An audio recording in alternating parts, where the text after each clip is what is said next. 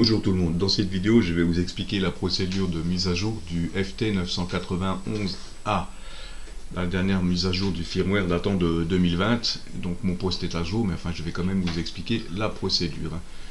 Donc on va déjà sur le site Yaesu et dans téléchargement, donc on choisit FT991, file pour téléchargement, et on va récupérer la dernière version qui est là, qui date donc bien de 6/20/2020. Voilà. Donc c'est la version 2.04 me semble-t-il. La dernière version enfin c'est tous les, il y a 4 firmware en fait. Donc vous téléchargez ça, vous le dézippez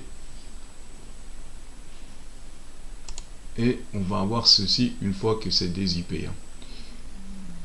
Voilà déjà. Ensuite, on va passer donc sur le poste pour vérifier. Donc là, la dernière version de 2020, c'est la version 2.04. Donc là, pour vérifier si vous êtes à jour, donc on éteint le poste. On appuie sur A et B, A égale B et A/B, et on rallume le poste. Et là, on a les données qui vont. Là, ça a bugué, j'ai été un peu trop rapide.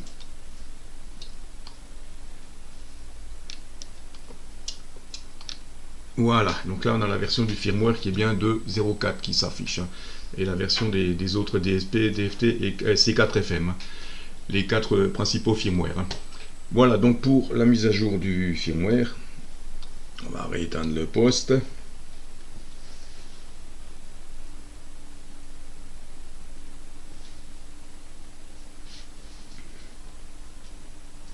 On va le réallumer.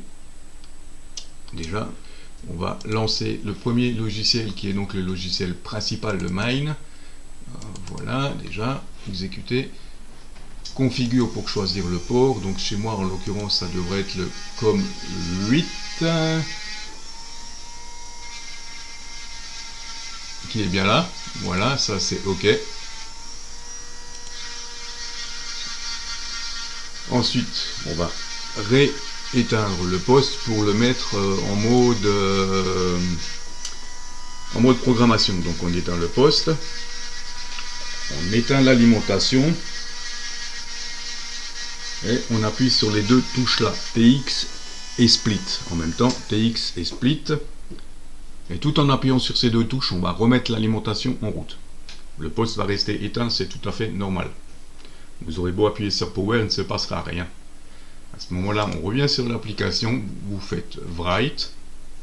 Le logiciel va se graver dans le FT991. Une fois que ça sera fini, vous aurez un message qui vous dit OK, une petite barre de progression qui va s'afficher. Comme dit, je ne le fais pas puisque je suis à jour, c'est juste pour vous expliquer. Voilà, une fois que vous aurez le message OK, vous pouvez sortir du logiciel. Ensuite, il va falloir donc déjà dans un premier temps rééteindre l'alimentation. Vous appuyez sur Power et FM List en même temps. Vous remettez l'alimentation en route. Et si tout se passe bien, votre poste redémarre avec le nouveau firmware. Voilà, les manips sont peut-être un peu compliquées, mais s'il n'y a pas de... Normalement, ça doit fonctionner très bien.